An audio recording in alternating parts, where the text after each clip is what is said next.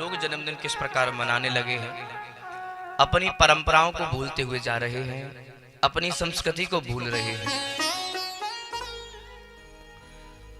कुल का जो दीपक होता है, विचार करते हैं कि इसकी दीर्घायु हो और उसी से दीपक जलवा करके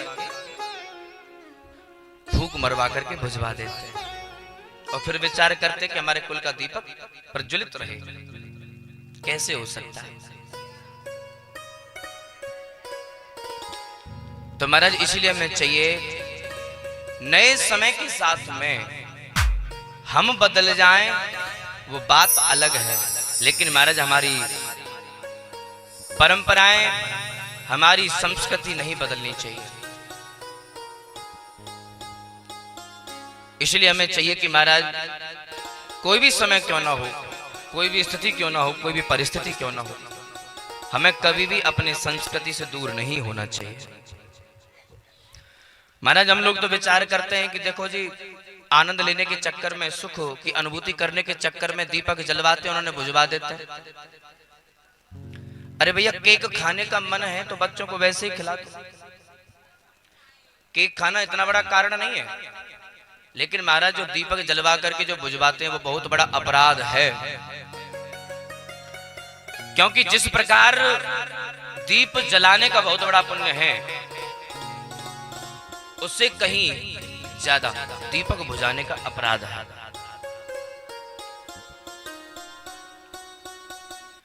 दीपक जला करके दान करने का बहुत बड़ा पुण्य है। दीपक जलाए जाए, माता कौशल्या ने हजारों की संख्या में दीपक जलाए और नदी के तट पर अर्पण कर दिए, दीप दान किया। मैया जसोदा भी जब भगवान श्री कृष्ण का जन्मोत्सव मनाती थी तो भी महाराज दीप दान करती थी, हजारों की संख्या में दीपक जला करके दान किए जाते थे। लेकिन महाराज एक लोग हम लोग हैं, महाराज दीपक जला करके उन्हें तुरंत बुझा देते, बहुत बड़ा अपराध लगता है। शास्त्रों में विधान है कि दीप दान का बहुत बड़ा महत्व है, बहुत बड़ा पुण्य है दीप दान का। किसी के घर में कलेश होता हो, किसी के घर में सुख समृद्धि नहीं होती हो, तो महाराज वो घर के बाहर दीपक जलाए, मंदिरों में, देवालयों में, शिवालयों में दीपक जला करके दान करे, तो सब कलेश दूर हो जाते हैं, सब परिस्थिति दूर हो जाती है, संकट दूर हो जाते हैं। शिव पुराण की कथा प्रमाण है कि महाराज एक साधारण सा बालक था, चोर था, और उसने गलती से शिव जी के मंदिर में एक दीपक जला दिया और उसी दीपक के प्रभाव से आने वाले जन्म में वही कलिंग देश का राजा हुआ। और जब राजा हुआ तो उसने पूरी प्रजा से दीपक जलवाए और मंदिरों में दान करवाए, तो वही आने वाले समय में धन का मालिक, धन का अधिपति कुबेर हुआ। शिव पुराण की कथा आप ध्यान देकर के श्रवण करें कि महाराज एक गांव में पांडित्य करने वाले ब्राह्मण देवता थे, पंडित जी थे। तो जहाँ कहीं महाराज पूजा पाठ कराने जाते थे, कथा करने के लिए जाते थे, तो उनको दक्षिणा में कोई अंगूठी दे दिया करता था, कोई महाराज सोने की, चांदी की धातु इत्यादि दे दिया करते थे। घड़ी किसी ने दे दी, किसी ने अंगूठी दे दी, किसी ने लर दे दी। तो महाराज वो तो अपने घर में ले जाकर के रख दिया करते थे।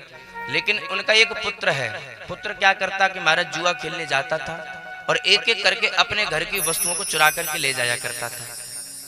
और जब पंडित जी घर में आकर के उस ब्राह्मणी से, अपनी पत्नी से पूछते थे कि पुत्र कहाँ गया, तो वो झूठ बोल दिया करती थी और कह दिया करती थी कि पढ़ने गया है।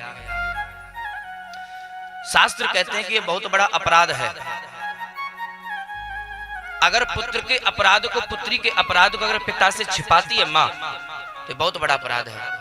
कभी भी बच्चों के अपराध को उनके पिता से नहीं छिपाना चाहिए। क्यों? क्योंकि आने वाले समय में महाराज बहुत बड़ा नुकसान उठाना पड़ सकता है।